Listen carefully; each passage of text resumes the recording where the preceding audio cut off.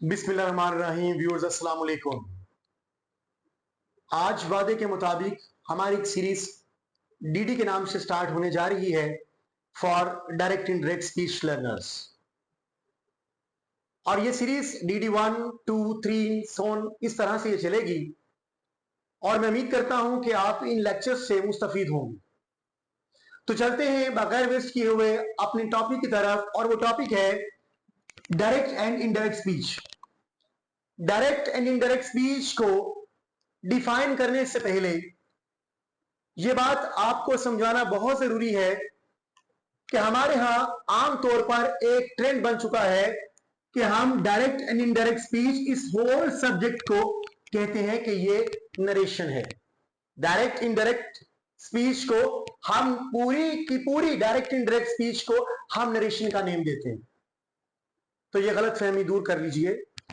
ये direct indirect speech whole subject कभी भी नरेशन नहीं होता। आज हम देखेंगे कि इनमें से वो कौन सी स्पीच है जो एज अ नरेशन काम करती है। क्या वो डायरेक्ट स्पीच है या वो इनडायरेक्ट स्पीच है। डायरेक्ट स्पीच या तो डायलॉग हो सकते हैं या कोटेशन हो सकती है। अब ये डायलॉग या तो स्पीकर के स्पोकन टू के दरमियान हो सकते हैं। अब स्पीकर एक और स्पोकन टू एक से ज्यादा हो सकते हैं। स्पीकर का पैगाम जो उसने स्पोकन टू को कहा। डायलॉग दो लोगों के दरमियान या दो से ज्यादा लोगों के दरमियान एक गुफ्तगू का नाम है।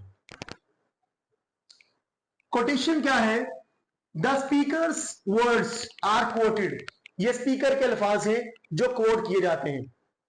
विदाउट चेंज हम इनको डिलीवर करते हैं। जैसे हम ऐसे लिखते हैं तो ऐसे में आप देखते हैं कि हम शेक्सपियर की क्वोट्स को ऐड करते हैं। अब वो शेक्सपियर के जो अल्फाज हैं हम उनको रद्दो बदल नहीं कर सकते। वो जैसे हैं वैसे ही बयान किए जाते हैं क्योंकि वो क्वोट होती है। क्वोट को कभी भी चेंज नहीं किया जा सकता। और इनडायरेक्ट स्पीच नरेशन होती है। The speaker's message is narrated. यह स्पीकर का मैसेज होता है जिसको नरेट किया जाता है। हर कोई इसको अपने अपने अंदाज में प्रेजेंट करता है और इसकी सबसे बड़ी मिसाल जो बेमिसाल है वो मेरे सामने इससे अच्छी और कोई मिसाल हो नहीं सकती जो मैं आपको इसके बारे में देने जा रहा हूं। देखें भी, वो है सबसे बड़ी मिसाल अल कुरान। अल्फाज किसके? अल्लाह के। पैगाम किसका? अल्लाह का। अल्फाज अल्लाह के, पैगाम अल्लाह का। ना अल्फाज बदल सकते हैं ना पैगाम बदल सकते हैं। ना तो हम अल्फाज को बदल सकते हैं और ना ही पैगाम को बदला जा सकता है क्योंकि वो हमेशा हम क्वोट कर सकते हैं क्योंकि वो स्पीकर का मैसेज है और स्पीकर का मैसेज हम चेंज नहीं कर सकते क्योंकि वो नरेट किया जाता है। कैसे नरेट कैसे किया जाता है? तफसीर कुरान। तफसीर कुरान में हम जो मुफस्सरीन हैं, जो मुफस्सर हजरात हैं, वो नरेट करते हैं। पैगाम अल्लाह का, अल्फाज अल्लाह के, लेकिन हर कोई अपने अपने अंदाज में उसको बयान करने की कोशिश करता है तो वो नरेशन है, वो नरेट किया जाता है। और याद रखें जो ड्रामास होते हैं ये डायलॉग्स होते हैं और स्टोरीज और नॉवल हमेशा नरेट किए जाते हैं।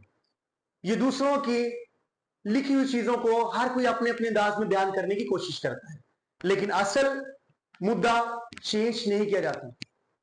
मैसेज हर कोई अपने अंदाज से कन्वे करता है। फिर सुन लें, डायरेक्ट स्पीच या तो डायलॉग है या कोटेशन होती है। और डायलॉग स्पीकर और स्पोकन टू के दरमियान की गुफ्तगू है। स्पीकर एक और स्पोकन टू एक से ज्यादा हो सकते हैं। Quotation, the speaker's words are quoted delivered without change. Speaker के अल्फाज जिसको कोड किया जा सकता है लेकिन अपनी तरफ से रद्दो बदल नहीं किया जा सकता, इजाफा नहीं किया जा सकता, चेंज नहीं किया जा सकता, तब्दील नहीं किया जा सकता। लेकिन indirect speech narration, the speaker's message is narrated. Conveyed in और वंस ऑन वर्ड्स, हर कोई अपने अपने अल्फाज में उसको बयान करता है। क्या मतलब, जरा एग्जाम्पल की तरफ चलते हैं।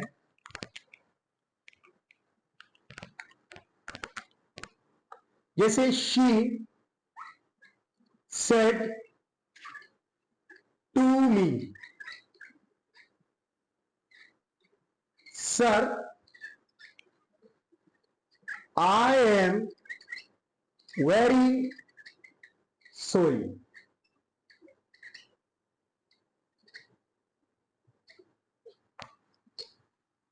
उसने कहा और वो चली गई। लोगों ने मुझसे पूछा कि उसने क्या कहा। अब ये स्पीकर और ये स्पोकन टू, इसने कहा मुझसे, यानी स्पीकर ने स्पोकन टू से कहा, इन दोनों के दरमियान जो गुफ्तगू है वो क्या है, आई एम वेरी सॉरी। ये एक डायरेक्ट स्पीच है जो स्पीकर और स्पोकन टू के दरमियान हुई।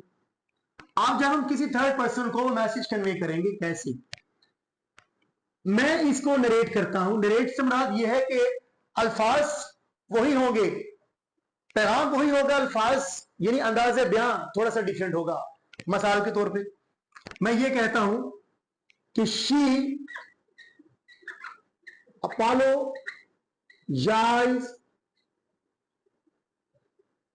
टू मी, उसने मुझसे माजरत की। या मैं ये कह सकता हूं कि शी आस्क्ड माय फॉरगिवनेस, उसने मुझसे माजरत की। या मैं कह सकता हूं शी बेग्ड मी पार्डन। अब बात सिंपल सी है,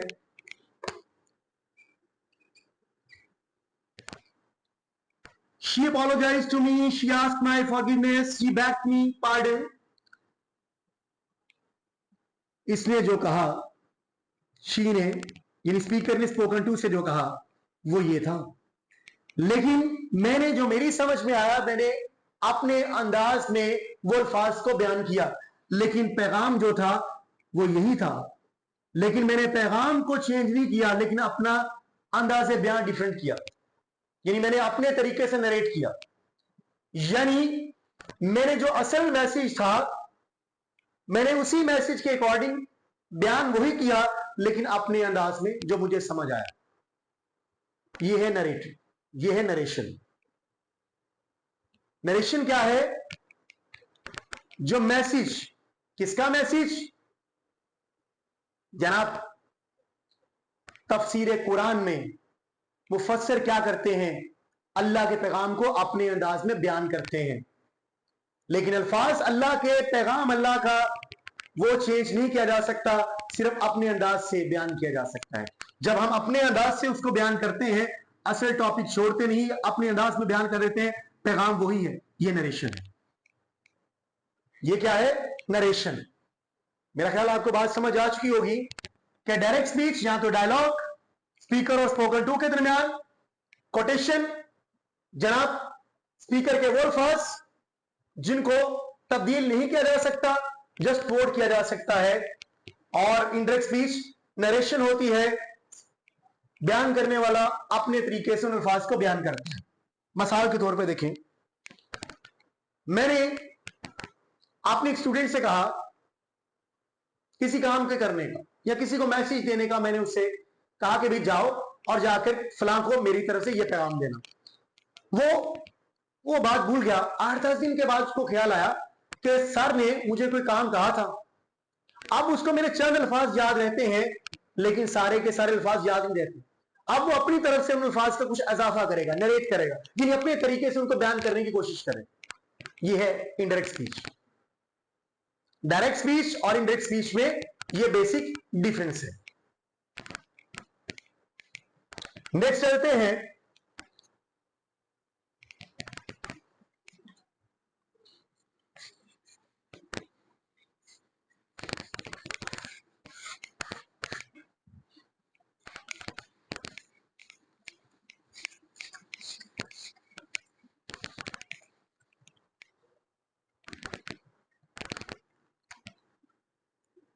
she said to me, you helped me the day before yesterday.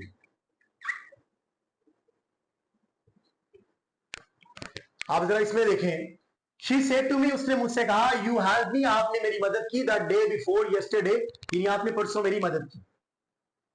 अब यहां पे गौर करें, ये कितने सेंटेंस है?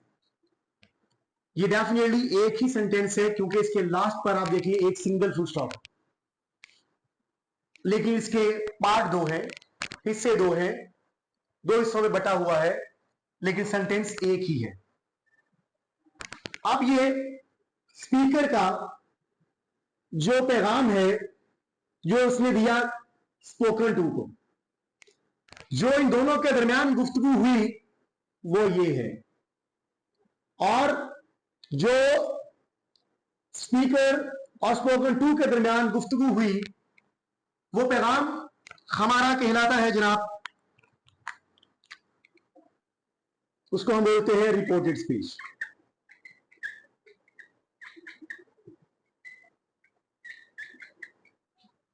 और दूसरी बात यह है, ये रिपोर्टेड स्पीच जो है, ये हमारा क्लॉज है, और ये क्लॉज है हमारा मेन क्लॉज,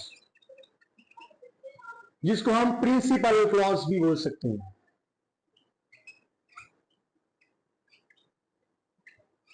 ये प्रिंसिपल क्लॉज भी है, हमारा मेन क्लॉज भी है। और शी सेड टू मी, ये हमारा सबऑर्डिनेट क्लॉज है, जिसको हम रिपोर्टिंग वर्ब कह सकते हैं। ये हमारा क्लॉज रिपोर्टिंग वर्ब है, ना कि रिपोर्टिंग स्पीच, क्योंकि इन दोनों के दरमियान कुछ स्पीच नहीं हुई। जो स्पीच हुई वो ये है, इसलिए हम उसको रिपोर्टेड स्पीच कह रहे हैं। और इसमें सिर्फ एक वर्ब यूज किया गया, और इसमें शी ने मी से जो कहा वो ये है, लिहाजा ये रिपोर्टेड स्पीच है और ये रिपोर्टिंग वर्ब है। और ये हमारा सब ऑर्डिनेट क्लॉज है, इसको हम सब ऑर्डिनेट